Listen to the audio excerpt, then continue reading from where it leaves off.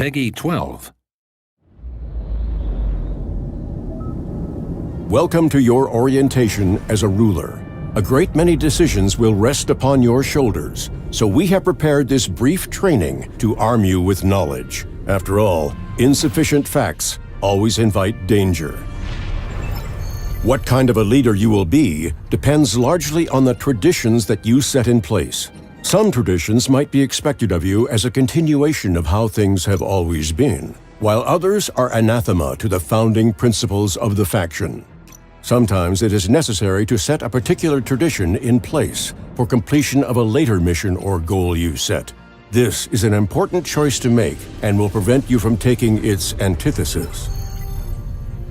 When you take the chair as the ruler of your people, there will be a number of already established norms. These will dictate how effectively you can rule with certain styles of government.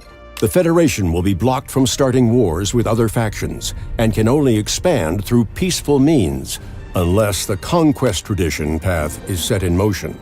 The Klingons will need to build and use their fleet to stay on top of their game. Without a fight, there is no honor, and without honor, you cannot call yourself Klingon.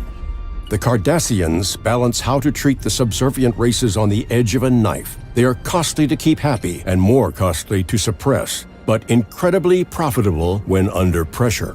The Romulans cannot build a large fleet, so they need to build large ships. Artificial black holes are a great way to avoid using matter and antimatter reactors, but it comes at a great cost. Depending on the faction you lead, you will see things from a different perspective. The situation may be the same, but how that information reaches you and how it affects your people will vary.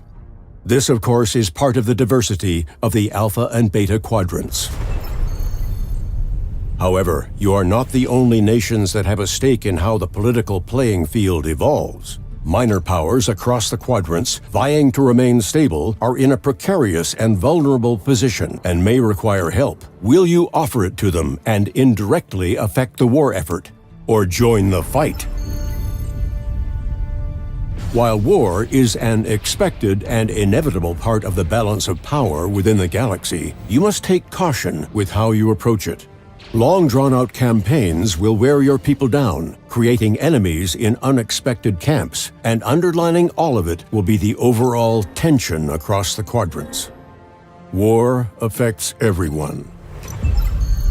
Among the many tools in the arsenal of galactic power, your fleet is the most obvious one. A strong fleet does not simply mean the most ships. It means having the crews available to ensure optimality. Officers with the training to secure victory. That is where each fleet's power lies, but it is also where the challenge of drawn-out conflict takes its toll. Training new officers requires the construction of specialized military bases to be able to support the war effort. A ship without its crew will be far less effective.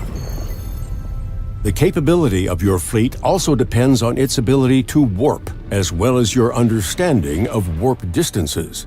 Some of the most important things to remember are that each ship class under your command has a range, and that not all of them are the same. Additionally, as a leader, you understand that it could be a diplomatic disaster to warp into another faction's borders without the proper treaties and agreements. Unless, of course, you have spies. Warp highways can make the process of traversing the quadrants faster, but these may not always be convenient to your destination. Still, it is worth your time to explore where they lead, as they provide shortcuts across the quadrant.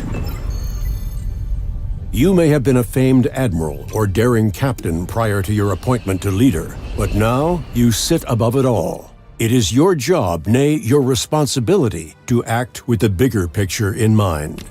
Leave the micro-level decisions of target priority or when to cycle shields to your captains and admirals.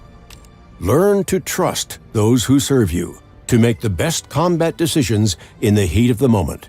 It is no longer your purview. You must focus on more important matters. Use this knowledge to guide your decisions as you lead your people. The rest is up to you. Create your own Star Trek story.